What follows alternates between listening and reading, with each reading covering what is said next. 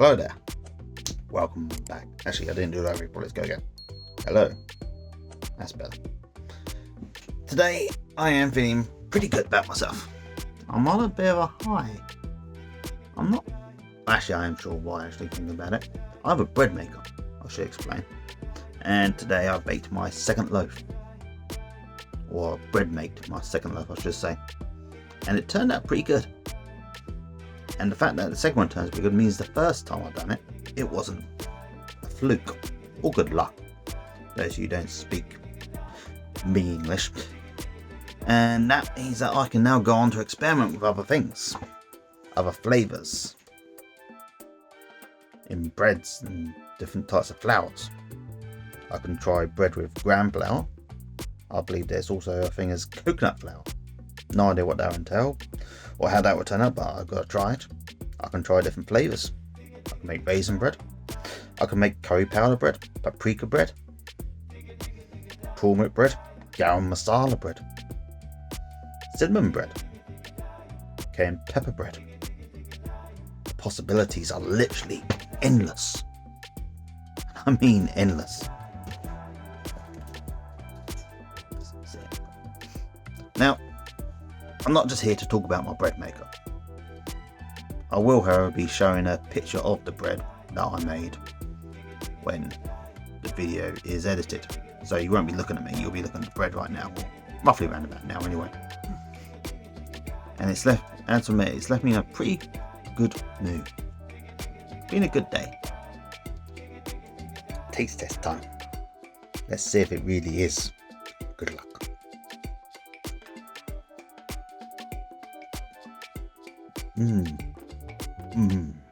Actually, that's really good. I was going to do a thing where I pretended it was absolutely disgusting or I was choking, but it's actually really good, so I'm really happy. Shouldn't be eating this late at night, so I'm trying to lose weight, but who cares?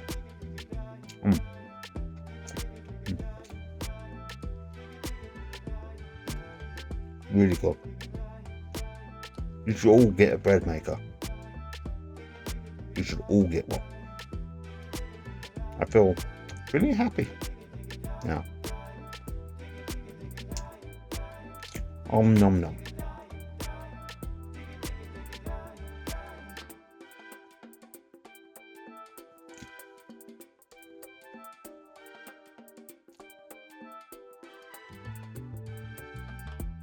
Also, check out my jacket.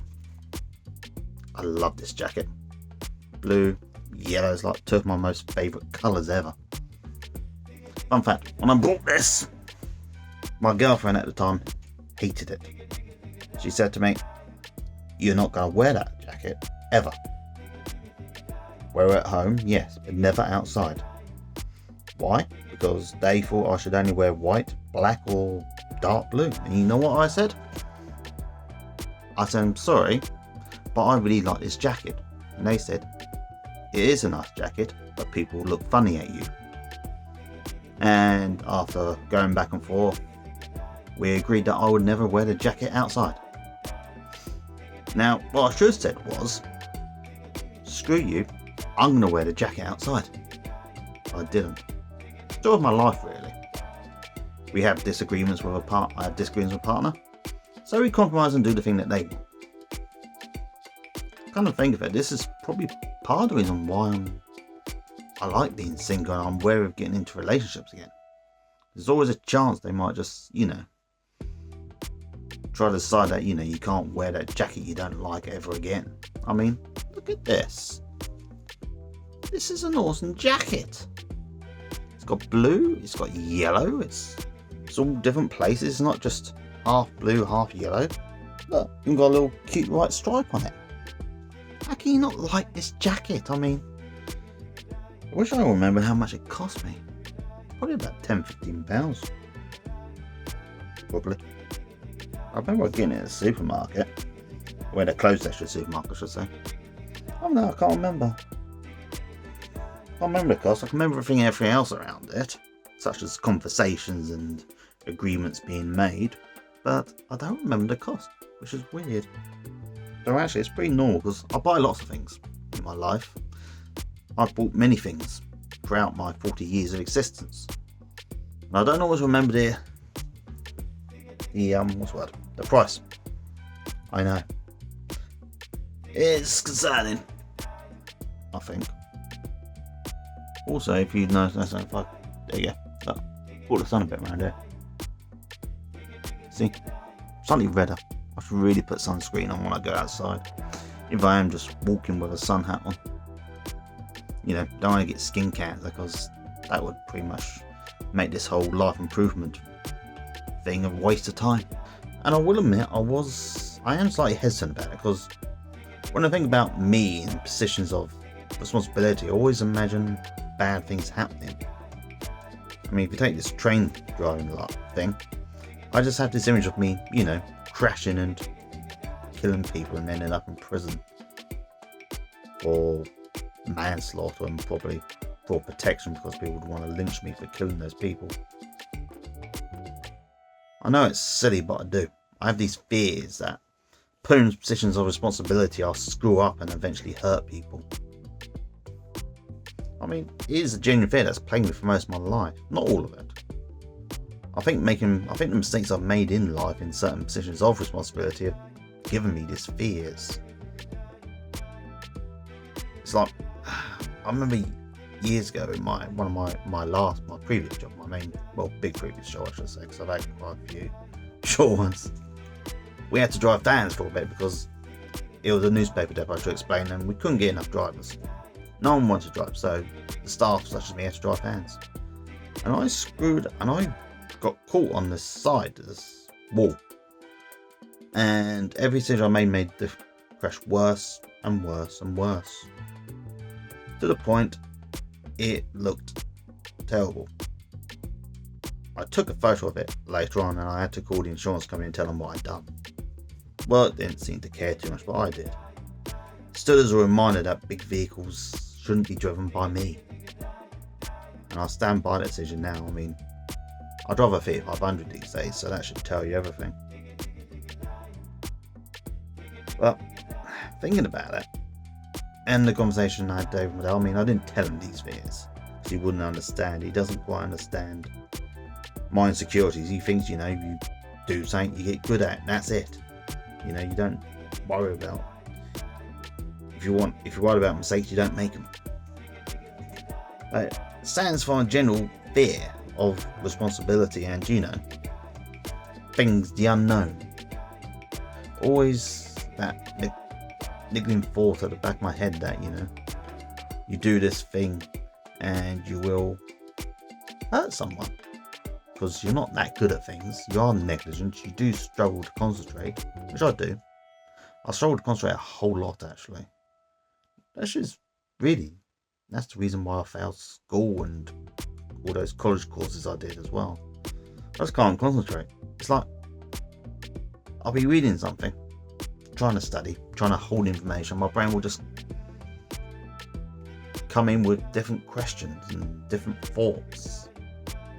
I'll be trying to learn, say, German, which I'm trying to do, and my brain will say, don't learn German. Why don't you think about this totally unrealistic scenario where you're in Germany and you don't actually understand German, which is a fear. Another time my brain would be like, what if Worthing had an underground system of trains? Where would the stations be? I'm like, brain, please don't do this to me, brain. I'm trying to study. And brain's, no, don't worry about saying. Think about this question. Think about this rhetorical question. The stupid one I'm asking you. I said, no, brain, please stop. And the brain's like, no, we're going to think about this. I don't want to, brain. The brain's like, yes, we are. Because I want to. And that is the story of my life. Concentration and sabotage. Self-sabotage, really, I guess you could call it. I've tried many times to improve my life. And each time I've failed. Because of things I just can't do things sometimes. I mean, I can do things. I just got to believe them. I passed my driving test. It took me 9 attempts, but I've done it. I mean, and that's pretty hard to do, I think. Well, they're saying that most people do it, so it's probably not. I mean, what else have I actually done in my life? I'm not too sure. Gee, I mean, I've travelled a bit, but who has? That's easy enough. I mean, you book a flight, you book a hotel, and that's it. You go places. It's not exactly rocket science. Sorry, people, my good mood has suddenly disappeared. Thinking about it. But yes, as I was saying, it's the story of my life. Every time I've tried to improve myself, I've failed. Every time I've tried to do something impressive or something for personal improvement, I've failed. And really, the only real achievement that you could really say I've got in my life is my driving license. That's it. I mean, I've been learning German on Duolingo for about 321 days now. And I still don't feel great about it, if I'm honest.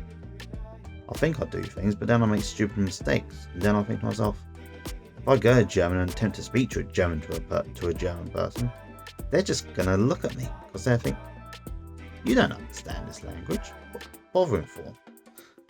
Or they'll probably do that thing where they just talk to you in English because they can't be bothered to deal with you. Or worse, they try to entertain my delusions and I end up making a bigger of myself because I don't understand a single word they say. Good times. Which leads me on to another problem I have. Inventing scenarios in my head. Or rather bad ones. I mean, I make jokes and I will mock people on the internet who make up fake scenarios to be angry about, but if I'm honest, I do the same thing. Only mine aren't about society, it's about me.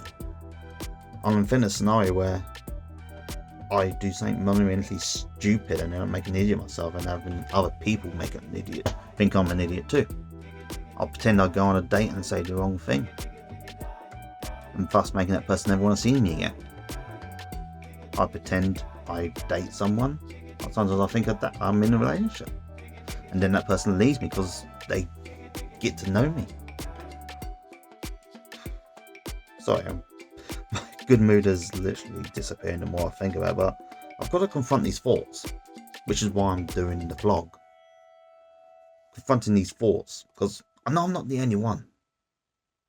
I wish I had someone to talk to in real life. I really do. I don't have friends anymore. Lost contact with them all. I haven't had a partner since October 2018. Almost lost it then. Normally it's something I can remember like that. Not tonight. My brain's gone into weird mode. But that's one of the problems I have. Whenever I try to confront these thoughts, these demons, I end up feeling worse for it. And I don't want to feel worse for it. I want to feel better.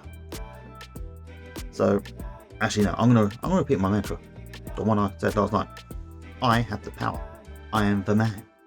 I can do this. I have the power. I am the man. I can do this. Once more. I have the power. I am the man. Or pronoun of your choice. Because I don't know who's watching. And I don't know who you are either. But hopefully you know yourself. And to finish off, I can do this. We can do this. You. Yes, you can do this too. And I'm being serious, okay? You can do this, okay? I can do this, you can do this, okay? I've got to confront these demons and kick the living crap out of them. And say, never again. You do this again, I'll rip your damn nipples off. Sorry, I don't mean to put that weird image in your head, but it came to me. But yes, that's what I've got to do. Every time I get depressed, I literally just got to turn around and repeat my mantra. I may write it down. Probably forget. Probably forget to do it, but I've got good intentions, which is the main thing. Right. As this is getting long and I've only just gotten over the negative thoughts, I'm going to end this here. I hope you're all having a great one. I hope you aren't in the midst of a mental battle like I am. But if you are, go you. You can do it. I'm cheering for you in your team. So until next time, take care of yourselves, people, and stay sexy. Bye.